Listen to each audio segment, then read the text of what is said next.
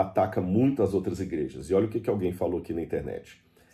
As denominações são caídas, corruptas, possuídas por Satanás e abandonadas por Deus. E citam Ellen White. Aí ele cita Ellen White falando assim, ó, perdão, passou demais aqui. Vamos aqui. Vi o estado de todas as diferentes igrejas, desde que o segundo anjo proclamou sua queda em 1844. Elas se tornaram mais e mais corruptas. Satanás tomou plena posse de todas as igrejas como corpo. As igrejas foram deixadas como foram os judeus. Elas foram se enchendo de toda a ave imunda e detestável. Ora, quando a senhora White fala que as igrejas foram enchendo de toda a ave imunda e detestável, do que ela está falando? Vamos ver o contexto. O contexto dessa citação está aqui no livro Primeiros Escritos, página 273.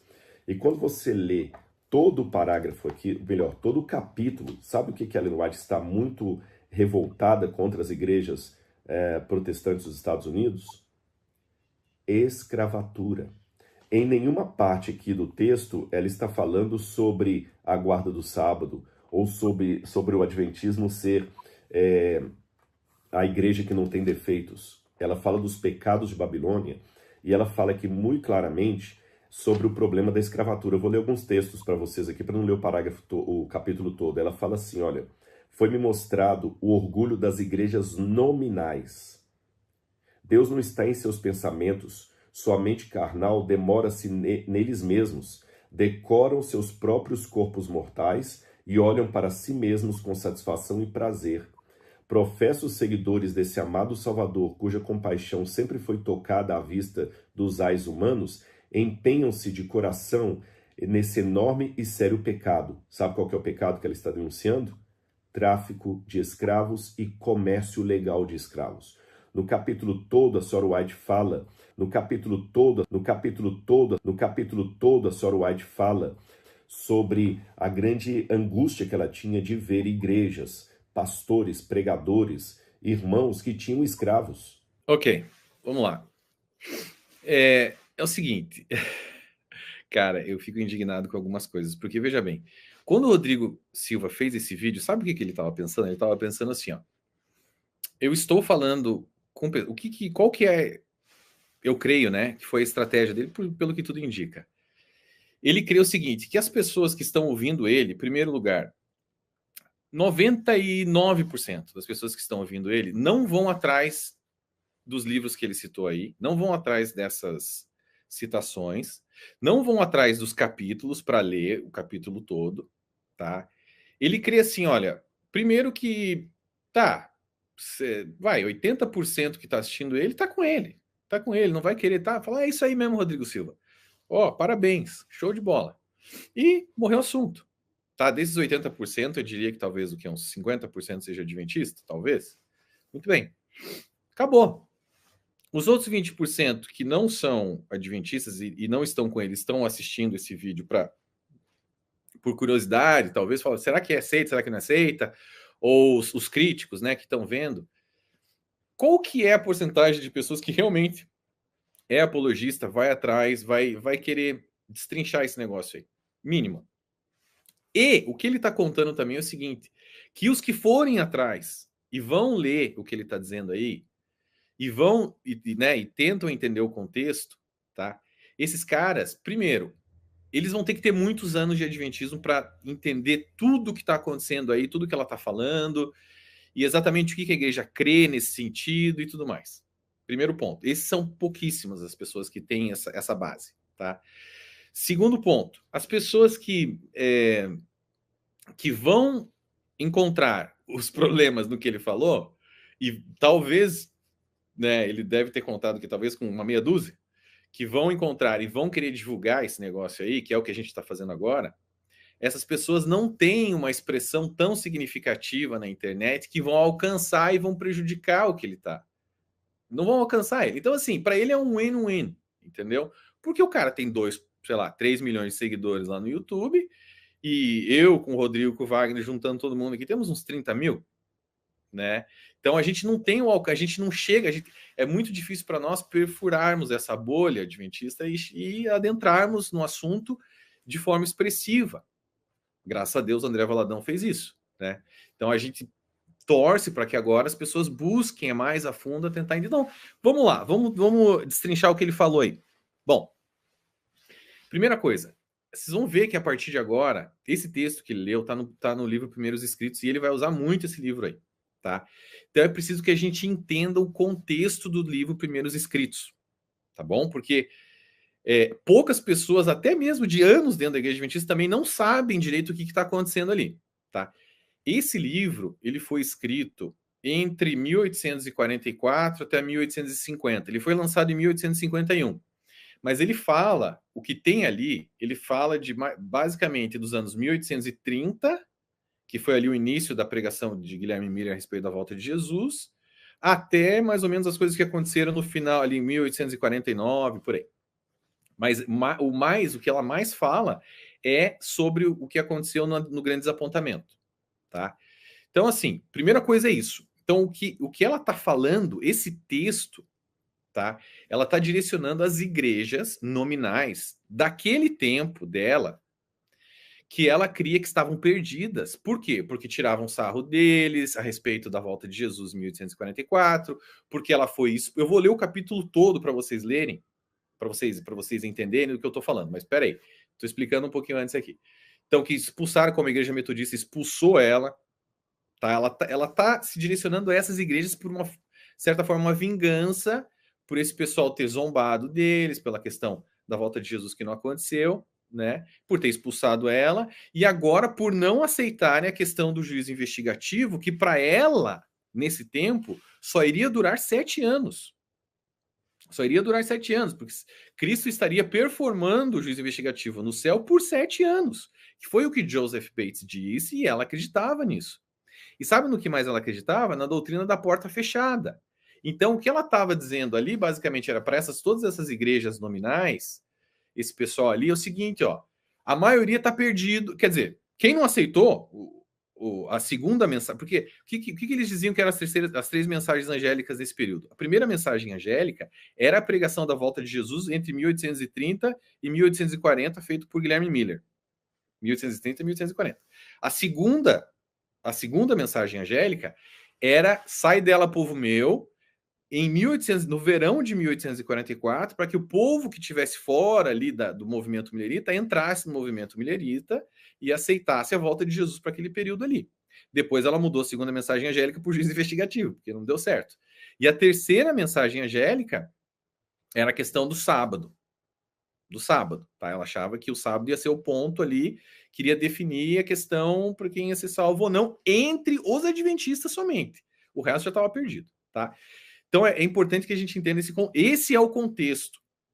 Tá? Agora eu vou ler o capítulo todo. Ele falou que o contexto é a escravatura. Só que o que ele fez? Ele pegou um dos textos que ela mete o pau nas igrejas nominais, o que são as igrejas nominais? Todas as igrejas que não são igreja adventista, tá? Que não faziam parte do movimento ali adventista. Então, todas essas igrejas são igrejas nominais.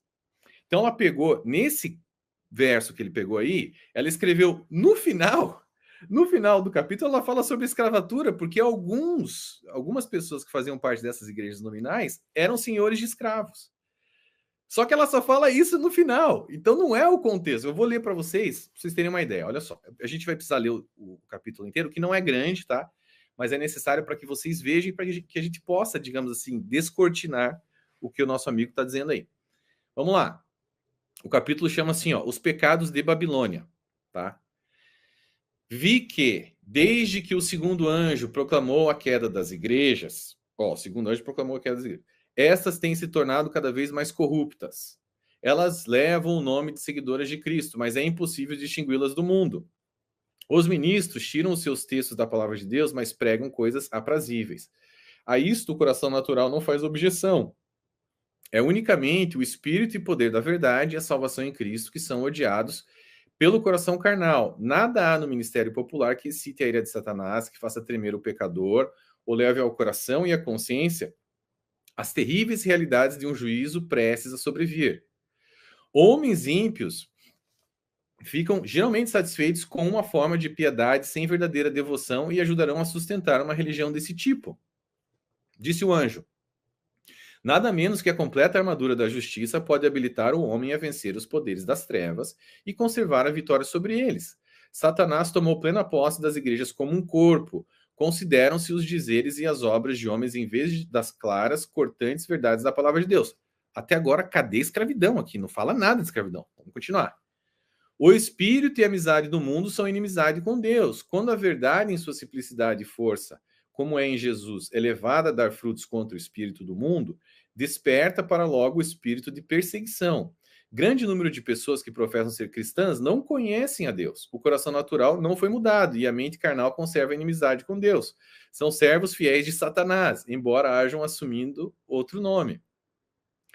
Vi que, havendo Jesus deixado o lugar santo e entrado para dentro do véu, juízo investigativo, as igrejas têm se tornado esconderijos de toda espécie de ave imunda e detestável. Vi nas igrejas grande iniquidade e vileza. Contudo, seus membros professam ser cristãos. Sua profissão, suas orações e exortações constituem uma abominação aos olhos de Deus. Disse o anjo: Deus não se agradará de suas assembleias. Egoísmo, embuste e engano são por eles praticados sem reprovações da consciência, e sobre todos esses maus traços lançam o manto da religião. Até agora não fala nada de escravidão, gente. Pelo amor de Deus. Como que esse vai ser o contexto desse capítulo? Outra coisa importante, tá? Por que eu falei que a maioria dos adventistas não entendem esse texto aí? Vocês têm que entender o seguinte: na mente de Ellen White, ela estava falando para aquelas igrejas daquela época, mas ela cria que o mundo ia acabar em seguida, que Jesus ia voltar nesse período aí que eu estou falando, em 7 anos, ali até 1851, o mundo ia acabar, Jesus ia voltar e pronto, acabou. Só que o pessoal da Igreja Adventista de hoje, que não sabe disso, tá? A maioria não sabe, eles pegam esses textos aqui, eles sim pegam esses textos e eles transferem para os dias de hoje. Por quê? Porque como a coisa não aconteceu, Cristo não voltou, então eles ficam jogando para frente. Então, eles veem sim a igreja, os evangélicos, dessa forma aí. Porque eles também não entendem o contexto. Tá? Mas vamos continuar aqui. Foi-me mostrado o orgulho das igrejas nominais. Deus não está em seus pensamentos. Sua mente carnal demora-se neles mesmos, decoram seus pobres corpos mortais e olham então para si mesmos com satisfação e prazer. Até agora, nada de escravidão. Jesus e os anjos olham para eles com ira. Disse o anjo: seus pecados e orgulho alcançaram o céu. Sua porção está preparada. Justiça e juízo têm dormido por muito tempo, mas despertarão logo. Minha é a vingança, e eu darei a retribuição, diz o Senhor. Olha lá. As terríveis ameaças do terceiro anjo deverão tornar-se realidade, e todos os ímpios beberão da ira de Deus. Veja bem. Aqui, o que é essas terríveis ameaças do terceiro anjo? Para eles era a questão do sábado, que iria se findar em 1851. Porém, eles deram um spin, como o Rodrigo fez nesse negócio aí, só que um pouquinho diferente, eles deram um spin nesse negócio aqui e eles jogaram depois. A própria Ellen White jogou isso para o futuro. Quando ela viu que não aconteceu, ela mesma jogou, não, isso aí vai acontecer depois, tá? E é o que a igreja faz até hoje. A mensagem do terceiro anjo é questão do sábado. Então, isso sim se encaixa, sim senhor, nas igrejas evangélicas de hoje que não guardarem o sábado. Sim, isso aí é um recado de Deus para essas igrejas.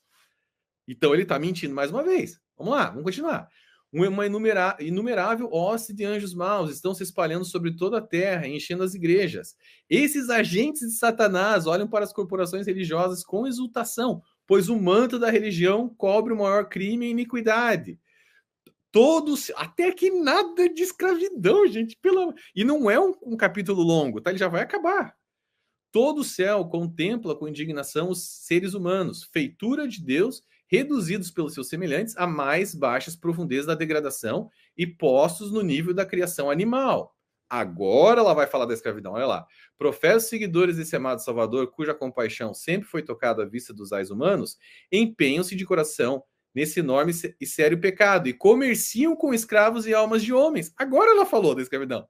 Antes não falou nada. A agonia humana é levada de lugar a lugar e comprada e vendida. Anjos registram tudo isso, está escrito no livro. As lágrimas de piedosos escravos, tanto homens como mulheres, de pais, mães, crianças, de irmãos e irmãs, acumulam-se no céu. Agora sim ela está falando sobre isso, no final do capítulo. Olha lá, esses professos cristãos leem a respeito do sofrimento dos mártires, e lágrimas descem-lhes pelas faces, espantam-se de que homens pudessem tornar-se tão endurecidos a ponto de praticarem tais crueldades para com seus semelhantes. No entanto, os que pensam e falam assim estão ao mesmo tempo mantendo os seres humanos em escravidão. E isso não é tudo. Rompem laços familiares e oprimem cruelmente seus semelhantes. São capazes de infligir a mais desumana tortura com a mesma implacável crueldade manifestada pelos papistas e pagãos para com os seguidores de Cristo. Disse o anjo: haverá mais tolerância para com os pagãos e os papistas no dia da execução dos juízos de Deus do que para com esses homens. Agora, olha que interessante. E isso foi mais um tiro no pé do Rodrigo Silva para quem for a fundo, né? E lê o capítulo todo. Olha o que ela diz agora, gente. Vi que o senhor de escravos terá de responder pelas almas de seus escravos, a quem ele tem conservado em ignorância. E os pecados dos escravos serão visitados sobre o senhor. Aqui a gente tem um problema sério teológico, tá?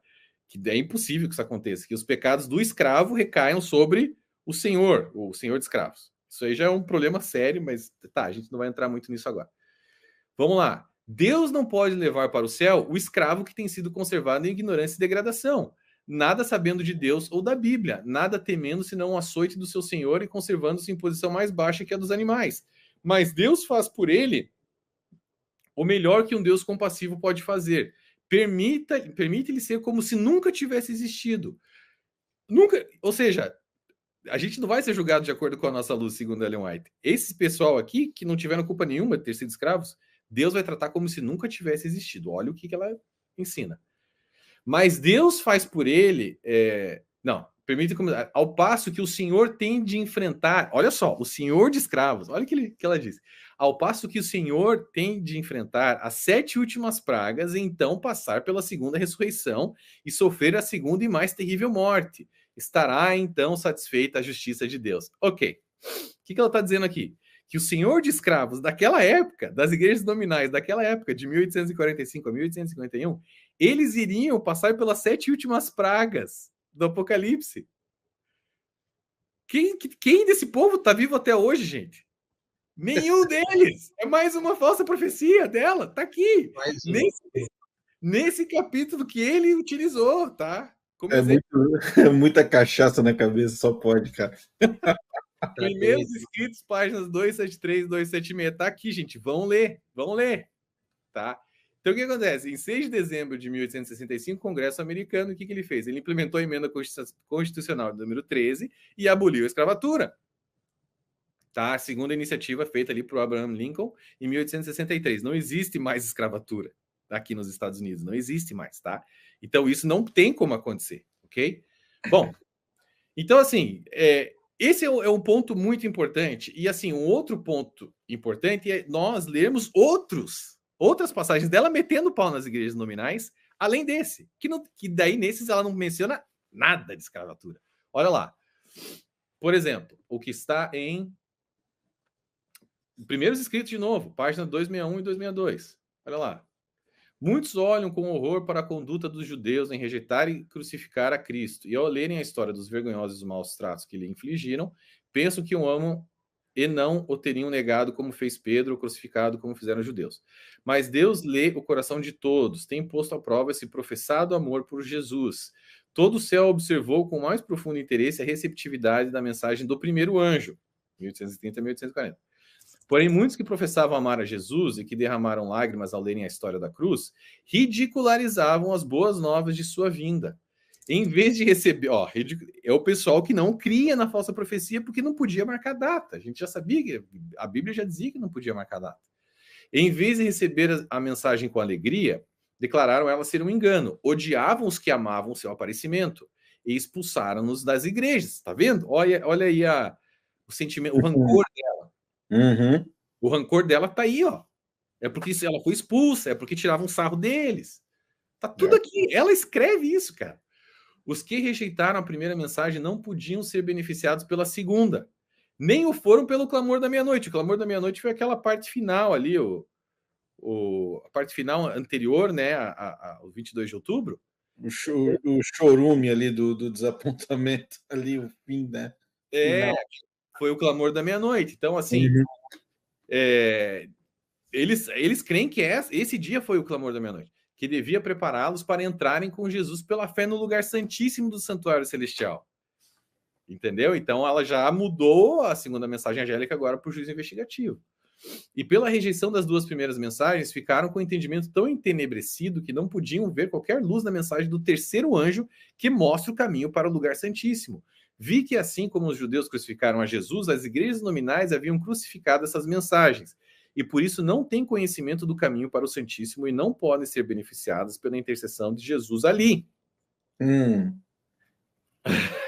Ok. E ela está transferindo, se ela transferiu para aquele tempo, obviamente, né, mais uma falsa profecia, não aconteceu até 1851, falsa profeta. Falsa profetisa. Agora, se ela está falando do pessoal de hoje, então nenhuma igreja agora que não seja adventista pode ser beneficiado pela intercessão de Cristo no lugar santíssimo. Vocês estão entendendo, gente? Exatamente. Você viu aqui? Olha lá. Como os judeus que ofereciam os seus inúteis sacrifícios, elas oferecem suas inúteis orações, dirigidas ao compartimento de onde Jesus já saiu. E Satanás, eufórico com engano, assume um caráter religioso e dirige a mente desses professos cristãos para si mesmos, operando com o seu poder, com seus sinais e prodígios de mentira, para retê-los em seu laço. Os evangelhos estão todos dentro do laço de Satanás, tá? Alguns ele engana de uma forma, outros de outra. Ele possui diferentes embustes, preparados para afetar diferentes mentalidades. Alguns olham com horror para um determinado engano, ao passo que prontamente aceitam outro. Alguns Satanás engana com o espiritismo. Aqui o espiritismo, gente, a imortalidade da alma para os evangélicos, para ela encarava como uma forma de espiritismo, tá? Apresenta-se também como um anjo de luz e espalha sua influência sobre a terra por meio de falsas reformas. Os reformadores, cara, da igreja, para ela foram falsas reformas. As igrejas ficam alvoroçadas e consideram que Deus está trabalhando maravilhosamente por meio delas, quando isso é obra de outro espírito.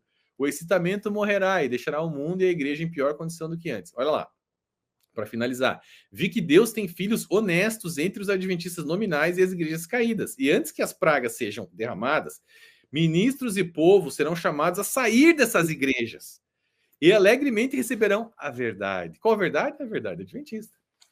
Satanás sabe disto, e antes que o alto clamor da terceira mensagem angélica seja ouvido, ele suscitará um excitamento dessas corporações religiosas, a fim de que os que rejeitaram a verdade pensem que Deus está com eles. Ele espera enganar os honestos e levá-los a pensar que Deus ainda está trabalhando pelas igrejas, mas a luz brilhará, e todos os honestos deixarão as igrejas caídas e tomarão posição ao lado dos remanescentes.